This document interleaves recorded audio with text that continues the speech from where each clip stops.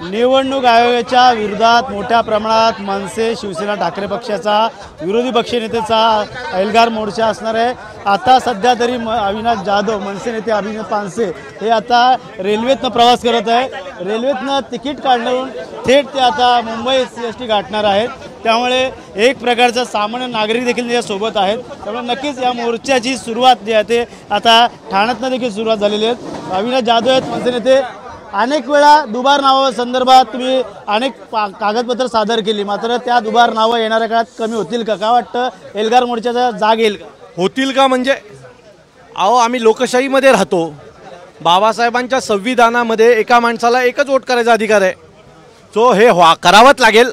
आणि जर केलं नाही तर भारतामध्ये नेपाळची प्रतिवृत्ती झाली तर सांगू नका, कारण तुम्ही किती दिवस लोकांना म्हणा। भविष्यात नजीकच्या काळामध्ये निवडणूक आयोगाच्या कार्यालयामध्ये लोक घुसतील आणि त्यांना जाब विचारतील। त्यामुळे आता निवडणूक आयोगाने सुधारावं, नाहीतर भविष्यात तुमचं जे नेपाळला झालं तेच तुमचं भारतामध्ये होईल एवढं नक्की। अनेक बडे नेत्यांना उतरावं लागते का वाटतं? स्थानिक स्वराज्य निवडणुका बघताय, सर्व दोघं बंधू ठाकरे बंधू एकत्र आले, सत्ताधाऱ्यांचं म्हणणं आहे। त्यामुळे लोकसभेला त्यावेळेस यश आलं आणि विधानसभेला अपयश आल्यामुळे आता कुठे कापड। मी पुन्हा सांगतो की विषय यश आणि अपयशाचा नाही। मतदार याद्यांमध्ये जो घोळ आहे, एका बाईचं नाव महाराष्ट्र आहे, तिच्या नवऱ्याचं नाव महाराष्ट्र आहे, हे कबूल आहे का भारतीय जनता पक्षाला? एका घरावर 550 नावं रजिस्टर्ड आहेत, हे कबूल आहे का भारतीय जनता पक्षाला? एका एका एका एका एका माणसाचं नाव जितौद्दीन स्वामीनारायण शेख असं हे मान्य आहे का भारतीय जनता पक्षाला? आणि जर हे मान्य असेल त्यांना तर त्यांनी यावं आणि आमच्या समोर बोलावं। काय ना, आम्ही ज्या लोकांबद्दल बोलतोय ती निवडणूक आयोग आहे। निवडणूक आयोग एक स्वतंत्र यंत्रणा आहे आणि एका स्वतंत्र यंत्रणेच्या विरोधात ज्या वेळेला आम्ही भारतीय जनता पक्षाच्या विरोधात बोलतोय का? तर नाही ना। पण तरी देखील भारतीय जनता पक्षामध्ये येते, याचा अर्थ भारतीय जनता पक्षाचीच एक ब्रांच म्हणून निवडणूक आयोग काम करते आणि म्हणूनच हा मोर्चा भारतीय जनता पक्षाच्या जिवारी लागलेला आहे। नक्कीच निवडणूक जर पुन्हा लागल्या तर या संदर्भातला पुढचा पाऊल काय असणार आहे? जसं तसं तुम्हाला उत्तर पुन्हा देता येणार? प्रश्न हा निवडणूक डोळ्यासमोर ठेवून केलेला मोर्चा नाही, हे पहिले महाराष्ट्राने देशाने लक्षात ठेवलं पाहिजे। जो निवडणूक आयोगाचा घोळ आहे, दुबार मतदार, एका ठाणे लोकसभा 2 लाख जर मतं दुबार असतील आणि बोगस असतील तर कुठल्या निवडणुकीची तुम्ही गोष्ट करताय?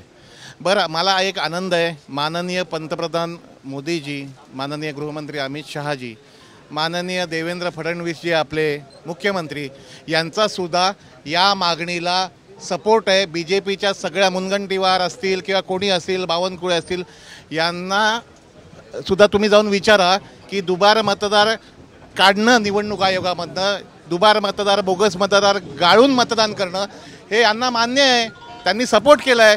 त्यांच्या जाऊन विचारा त्यांना, याला तुमचा सपोर्ट आहे का नाही आहे? स्वच्छ भारतची घोषणा भारत स्वच्छ होईल तेव्हा होईल, पहिले निवडणूक यादी तर स्वच्छ करा, तिथून सुरुवात करू। निवडणूक आयोग स्वच्छ होईल का हे देखील आता त्यांचं म्हणणं आहे। त्यामुळे पाहायला गेलं तर अनेक कार्यकर्ते पदाधिकारी या रेल्वेतनं आता प्रवास करताना आपल्याला पाहायला मिळतं आहे। मनसे नेते अविनाश जाधव असतील, अभिजित पानसे असतील, हे सर्वच जण आता या मोर्चामध्ये सहभागी झाले आहेत। पदाधिकारी देखील आहे, सामान्य पदाधिकारी देखील आहेत। त्या ठिकाणी सर्वच जण या ठिकाणी मोर्चेकरी हातात पाहू शकतो सत्याचा मोर्चा म्हणून हे आता सर्व युवक रेल्वेतनं प्रवास करताना पाहायला मिळतं। कारण सत्याचा मोर्चा अशा प्रकारचे बॅनर तुमच्या हातात? सत्याचाच मोर्चा आहे हा, आणि हा BJP सरकारला आता दिसून येणार आहे आणि निवडणूक आयोगाला सुद्धा समजलं आहे आणि नक्कीच यांना इलेक्शन मागे घ्यावं लागणारच आहे, हे 100% आहे। आता नक्कीच कशा प्रकारचा प्रवास असणार आहे आणि मोर्चामध्ये सहभागी असणार आहे? इथून सन्माननीय राजसाहेब ठाकरे आणि सर्वच मान्य नेत्यांनी आज प्रत्येक जिल्ह्यातून आपल्याला बोलवलेलं आहे आणि आपण महानगरपालिकेवरती तिकडे मोर्चा घेऊन जाणार आहोत। निवडणूक आयोगाचा जो भोंगळ कारभार इकडे चाललेला आहे, त्या भोंगळ कारभाराविरोधातील हा मोर्चा आहे।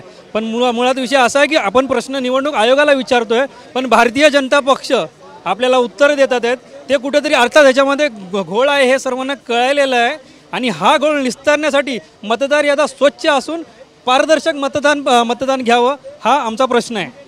दोन्ही बंधू देखील एकत्र आले, त्यामुळे येणाऱ्या काळात कसा फरक पडणार आहे? अर्थात मराठी माणसासाठी आणि महाराष्ट्राच्या नवनिर्माणासाठी सर्व बंधू एकत्र येत आहेत तर खूप चांगली गोष्ट आहे। आणि अर्थात प्रत्येकाच्या मनात ते होतं, महाराष्ट्र सैनिकांच्या आणि शिवसैनिकांच्या मनात देखील तेच होतं की ठाकरे बंधूंनी एकत्र यावं, महाराष्ट्रासाठी एकत्र यावं, मराठी माणसासाठी एकत्र यावं. म्हणून हातात फलक घेऊन हे मोर्चेकरू आता मुंबईकडे निघाले आहेत. त्या रेल्वेतनं प्रवास करत आहेत.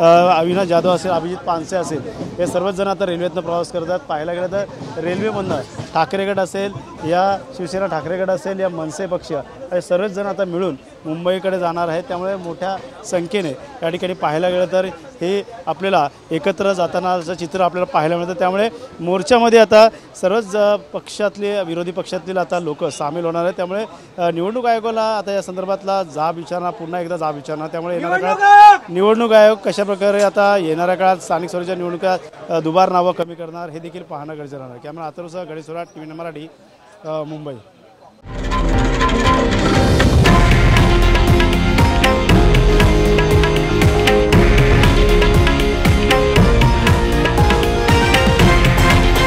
हे आहे देशातील नंबर 1 न्यूज नेटवर्क आणि आपण पाहत आहात TV9 मराठी, एकमेव.